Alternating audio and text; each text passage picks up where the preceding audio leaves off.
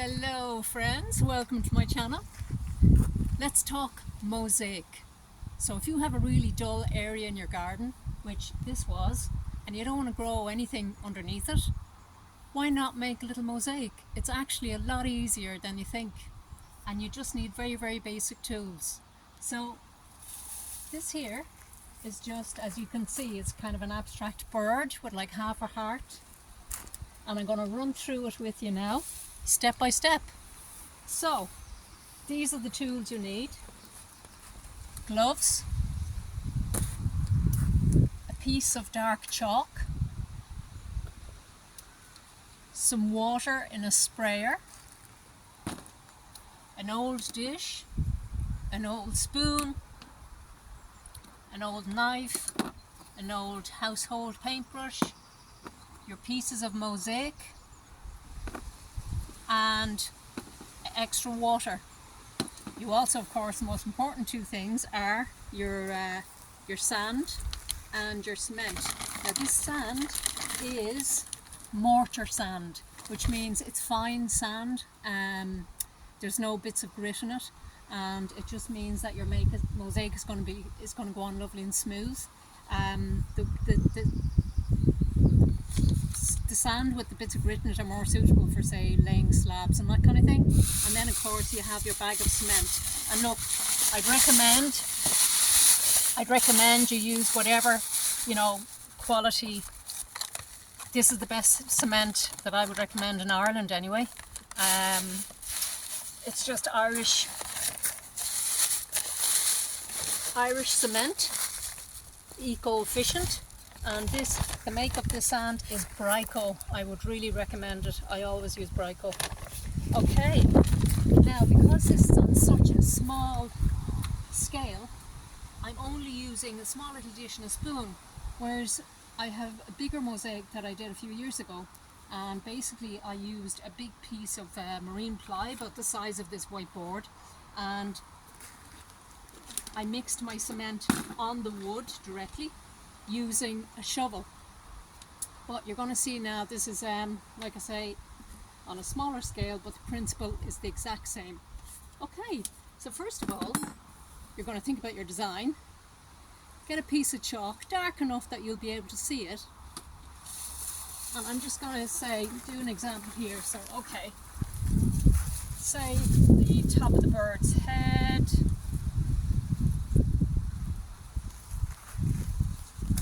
wing I took there, and the wing kind of came down here again, and there's the beak and the body. Now I'm obviously not going to do the whole thing, I'm just going to put on one piece for you. So once you have your design, then it's a case of mixing your cement. Now I always use 1 to 4, so basically this way, it's 1 cement, 1 part cement.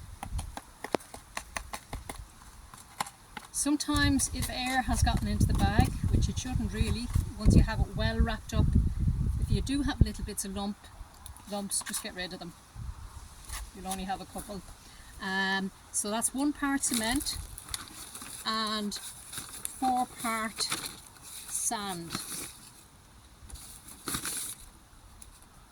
So 1, 2, 3, that's a little over, so I'll just do a half the next one.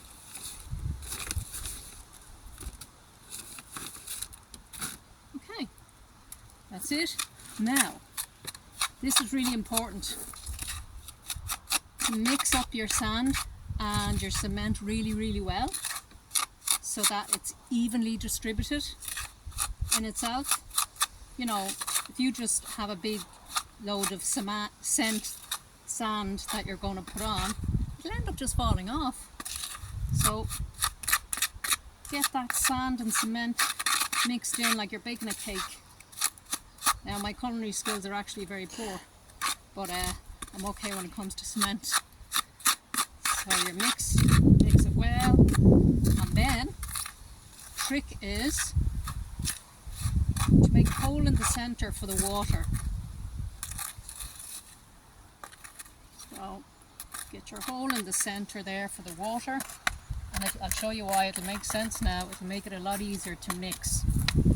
So always put in a small amount of water at a time, because if you put in too much water at the start, you can't take it out, whereas if you put in a small amount, you can always add later.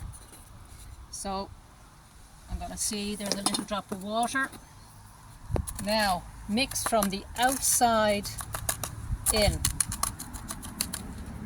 outside in, and it doesn't matter what size. This could be a shovel.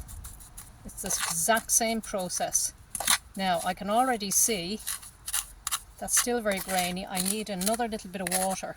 So again, I'm going to get my hole in the center, add another bit of water, and outside in.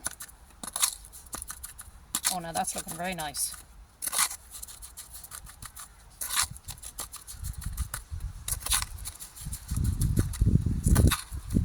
And you'll know when cement is ready when you pick it up with your shovel or your spoon or whatever, and it doesn't fall off. It doesn't just drop off in blobs.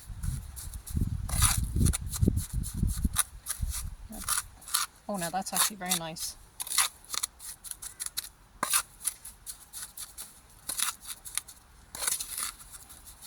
Just another tiny smidgen, I think. Oh, that's turned out really nice now.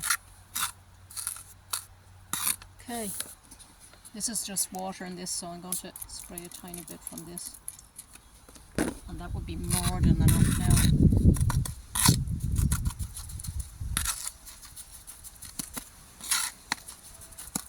And when you're mixing it as well with your shovel or your spoon, it leaves the mark. So you can see there it's leaving the indents of my spoon, and that's when you know it's also the right consistency. If it was just going flat again, it means it's too watery.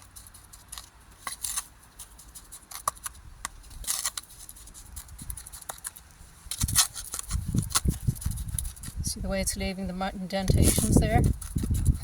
So that cement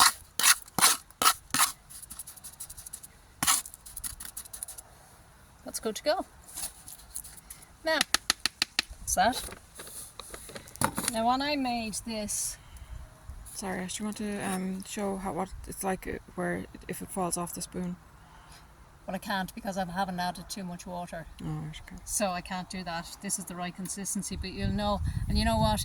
If you have added, it's not the end of the world. If you have added too much water, all you need to do then is just add some more sand and more cement in the right ratio, and you're back on track again. It's a little bit of a waste, but look, it'll get you back on track.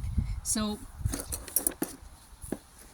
when I'm doing bigger projects, bigger mosaics, believe it or not, I actually use one of these paint strippers for scooping up the cement and putting it on my bigger piece of tiles and placing it on the wall. I just find them great. But today what I'm going to use is, because I'm putting on such a small piece of tile, it's just a mosaic tile, I'm going to just use an old knife. Now, because this wall is so smooth, I need to wet it first so that it'll give the cement a bit of a tooth. Whereas if you're putting a mosaic onto just builder's blocks or your house which has render on it, it's so much easier to do a mosaic because it has really good tooth to grip onto the cement. So what I'm going to do is I'm just going to literally put the piece of mosaic tile there. So I'm going to spray that.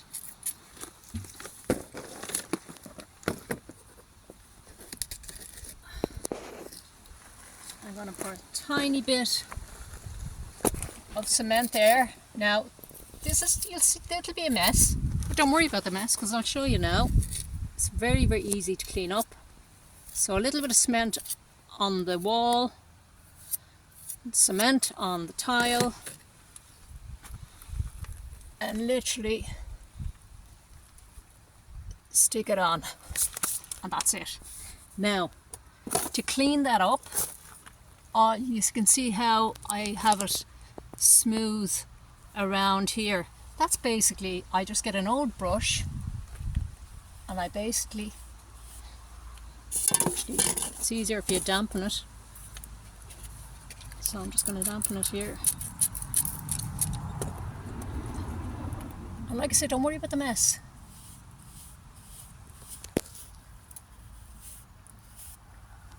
See how that's getting nice and smooth around the edges there?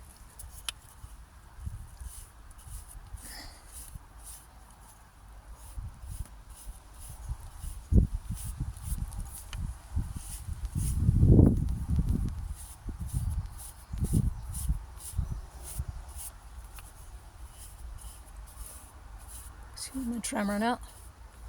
And that is literally it.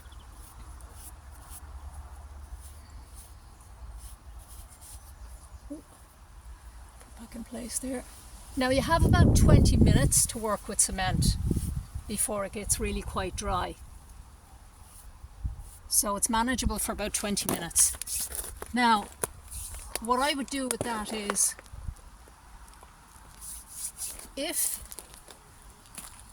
okay, today is an overcast day and it's quite cool, but either way, I would put a sheet of plastic over it, and you know, you can support the end of the plastic with just bits of stones and bits of stones on the top as well, and it means that the cement doesn't dry too quickly.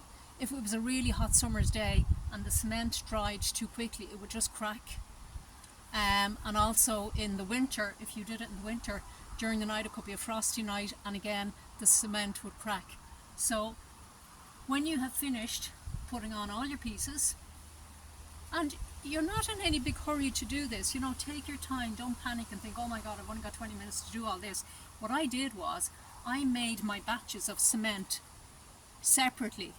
It wasn't like I made one big load of cement and then had to use all that in 20 minutes. So, you know, I did this part of the wing, I just made a very small batch of cement and go off and have your lunch or whatever, come back, make another little batch of cement and work away. I mean, you can do it over days if you wish. I would leave the plastic on it, like I say, for about 2 days to cure, and then go back and take off your plastic, and the cement is lovely and dry.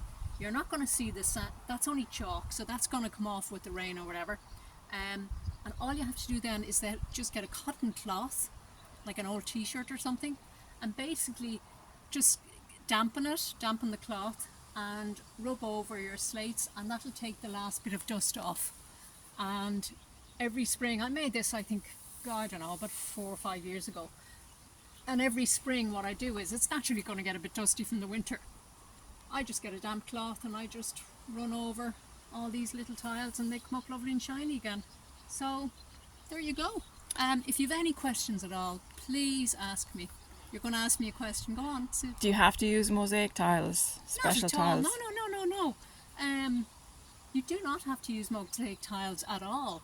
You can just, you know what, if you feel like smashing a few plates, go for it. They're great for mosaic tiles. You might find bits of old crockery in your garden. I know we did from the previous lady that lived here, and we used them in a mosaic. You could get maybe samples of slates and smash them up and use them. I'll actually show you another mosaic that I made, which was actually easier, believe it or not. And actually, Susan, could I have your hand for a second? Just okay. Now, if we come around here,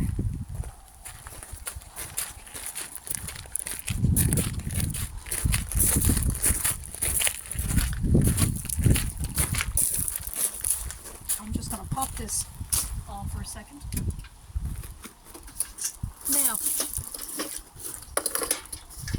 Now I know you're thinking, oh my god, no. This actually wasn't that difficult to do.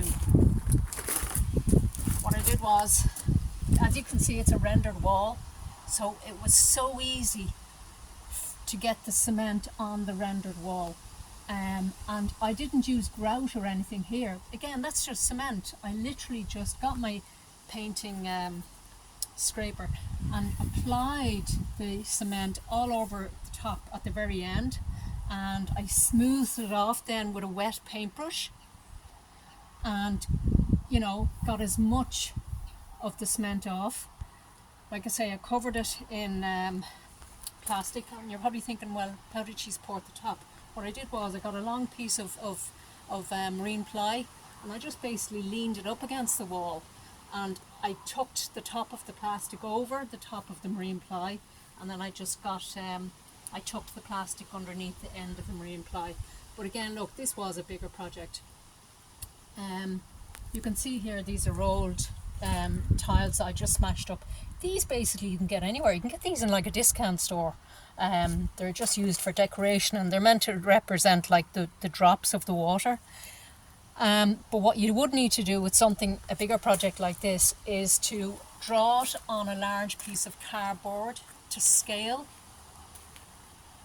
put it on the ground beside your area, place your tiles on the cardboard so that when you go to put them onto your wall, you have a rough idea where they're going to go.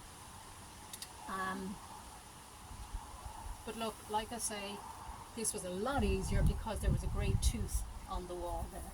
But please, like I say, if you have any questions, please ask me. Do not be afraid to. Okay, friends? Subscribe. And I was going to say something else there and I can't. Subscribe. I can't remember what I was going to say there. Susan, can you remember what I was... If people like your videos, Yes. give us a like and a subscribe. We really appreciate it. Yes, that's for the YouTube. That's right. Okay, so friends, thank you for listening. Mind yourselves. Take care. Bye-bye.